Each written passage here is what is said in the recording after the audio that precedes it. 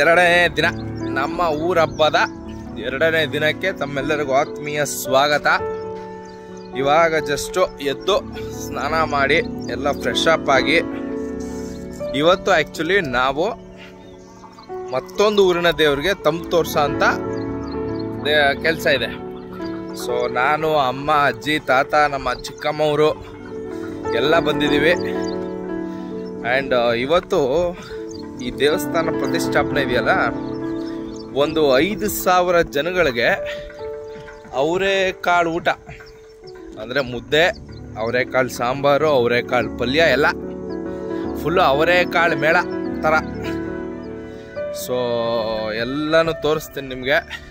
ನೋಡಿ, ಆಲ್ರೆಡಿ ಜನ ಎಲ್ಲ ತಿಂಡಿಗೆ ರೆಡಿ ಆಗ್ಬಿಟ್ಟವ್ರೆ.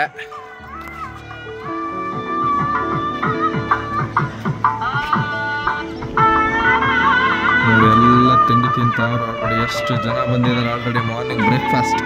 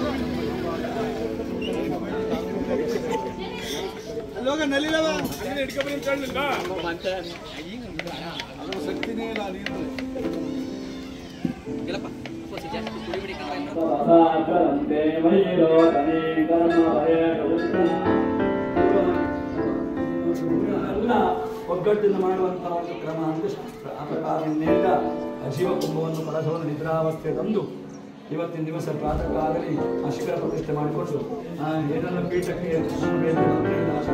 ದೇವತಾ ಆರಾಧನೆ ಮಾಡುವಂತಹ ಯೋಗಭಾಗ್ಯವನ್ನು ಅನುಗ್ರಹ ಮಾಡಬೇಕು. ಇದಕ್ಕೆ ಯಾರೆಲ್ಲ ಸಹಕಾರ ಸಹಾಯ ಮಾಡಿದ್ದಾರೆ ಅವರಿಗೆಲ್ಲ ದೇವರು ಸದಾಕಾಲ ಆಯುಷ್ಯ ಆರೋಗ್ಯ ಕೊಟ್ಟು ಅವರು ಮಾಡುವಂಥ ಉದ್ಯೋಗ ವ್ಯವಹಾರದಲ್ಲಿ ಶ್ರೇಯಸ್ಸಾಗುವಂತಹ ಕೀರ್ತಿ ಅನುಗ್ರಹ ಮಾಡಿ ಇನ್ನೂ ಕೂಡ ಈ ದೇವಸ್ಥಾನ ಒಳ್ಳೆ ರೀತಿಯಿಂದ ವಿಜೃಂಭಣೆಯಿಂದ ಬೆಳಗುವಂತಹ ಯೋಗಭಾಗ್ಯವನ್ನು ನನ್ನಾಗಿಯೇ ನಮಗೆ ನಡೆಸಬೇಕು ಅಂತೇಳಿ ನಾವೆಲ್ಲ ಗ್ರಾಮಸ್ಥರು ದೇವರನ್ನ ಮಾಡುವಂಥ ಪ್ರಾರ್ಥನೆ. ಪ್ರಾರಂಭ ದೇವರ ಪದಾರನ್ನು ಗೋವಿಂದ ಗೋವಿಂದ.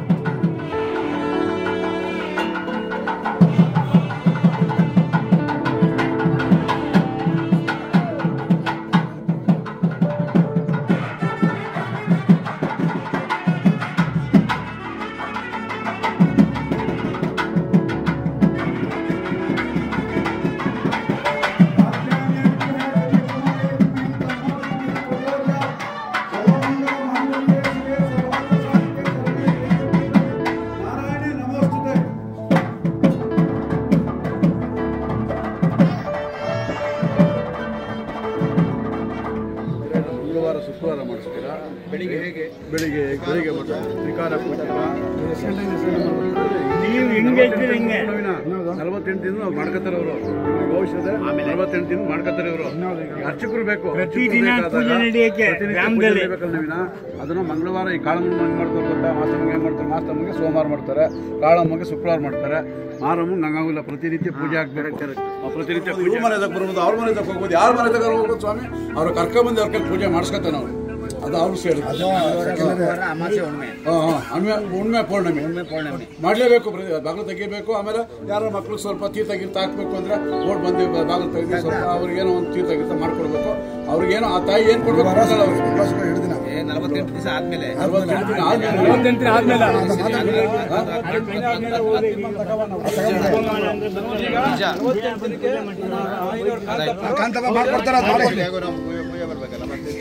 ನಾವು 48 ನೀವು ಬರ್ತೀರಲ್ಲ, ನವೀನ 48 ದಿನಕ್ಕೆ ತಿರ್ಗಾ ಬಂದು ಹೋಮ ಮಾಡ್ಬೇಕು ಅಂತ ಅವಾಗ ಯಾರು ಅಷ್ಟೇ ನಾವು ಸೆಲೆಕ್ಟ್ ಮಾಡ್ಕೊಬಿಡಿರೋ. ಇವಾಗ ಇವರು ಡೈಲಿ ಹೇಗೆ ಮಾಡ್ಬೇಕು? ಈಗ ಅವ್ರಿಗೆ ಹೇಳ್ಕೊಬಿಟ್ಟು ಹೊಂಟೋಗ್ಬಿಡಿ. ಅವ್ರಿಗೆ ಇವಾಗ ಹೆಂಗ್ ಮಾಡ್ತೀರಾ? ಬೆಳಿಗ್ಗೆ 8 ಸ್ಟ್ರೈಟ್ ಟೈಮ್ ಮಾಡ್ತೀರಾ? ದಿಪಾಲ ಸರ್. ಇವಾಗ 48 ದಿವಸ ದೇವರಿಗೆ ಅಭಿಷೇಕ ಯಾಕಂತ ಹೇಳಿದ್ರೆ ಅದು ನಾವು ಅಷ್ಟ ಬಂದು ಹಾಕಿದ್ರೆ ಗಟ್ಟಿ ಆಗ್ಬೇಕು. 48 ಟೈಮ್ ಉಂಟು ಅದಕ್ಕೋಸ್ಕರ ಅಭಿಷೇಕ ಮಾಡಲಿಕ್ಕಿಲ್ಲ.